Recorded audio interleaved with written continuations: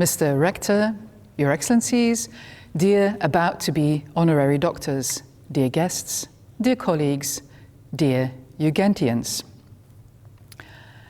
Welcoming you all to Dies Natalis, our university's anniversary, is a moment I look forward to every year with a warm feeling.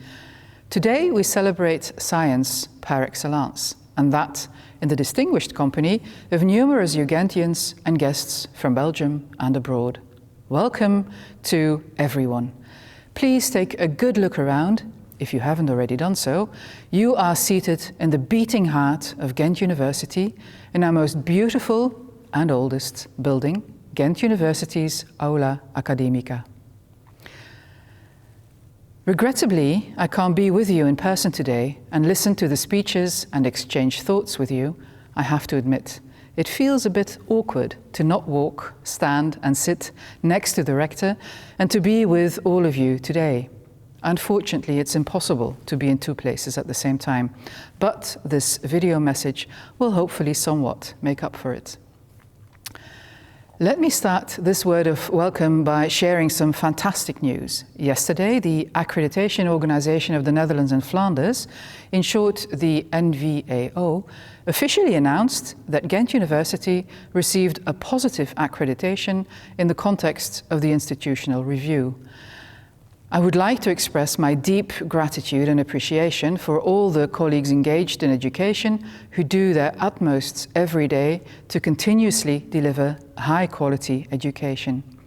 You provide the top education that Ghent University is known for. The considerate and professional way in which Ghent University colleagues deal with the quality of the programs and the strong commitment they show in this regard is admirable. And that did not go unnoticed by the jury of the institutional review, as they state in their report, and I quote, "Ghent University, in all its layers and through its different stakeholders, displays a strong sense of quality culture and commitment to continuous enhancement." This is a compliment we can all be very proud of. Higher education is constantly changing and the new and different challenges are emerging. There is, for example, the rapid development of various artificial intelligence technologies. Systems such as ChatGPT have an unmistakable impact on our education. There's no reason to believe it isn't being used already by our students, by our lecturers. ChatGPT and other AI technologies compel our lecturers to think about the implications of these technologies on the learning outcomes and our students' intended competencies and our teaching and learning activities and on our methods of assessment. And since these technologies are evolving rapidly, this will be an enduring, iterative exercise. For instance, it may be necessary to redefine certain competencies such as lower-order writing skills. Other competencies may gain importance and even a different interpretation. Lecturers will have to consider whether or not product assessment is still valid and whether or not it might be better to include process assessment in the final mark. AI experts at our university are constantly monitoring developments, and AI technologies force us to continually challenge our didactics. Hence, I am very curious about what will come our way in the near and not so near future. I also wonder whether these new developments will have any impact on a topic that is personally close to my heart: diversity, equity, and inclusion. In our society, there is an ever-increasing desire for some form of connectedness, which is a positive development.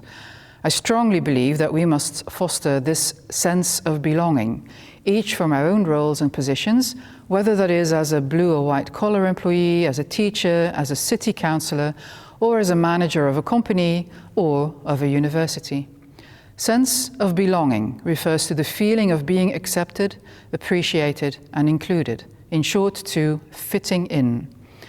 I'm happy to see that so many Ugentians are present at the numerous activities that we've been organizing during the current month of diversity and inclusion at Ghent University.